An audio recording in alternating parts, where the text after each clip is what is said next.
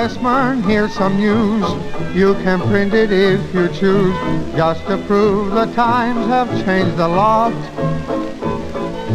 Though it may sound strange to you, it is absolutely true. You can believe it or not.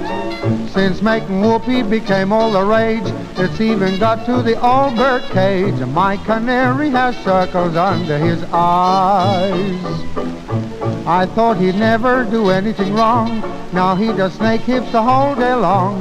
My canary has circles under his eyes. His only pals are the yellow lark, just a tiny sparrow. But I'm afraid when he's in the park, he leaves the straight and narrow.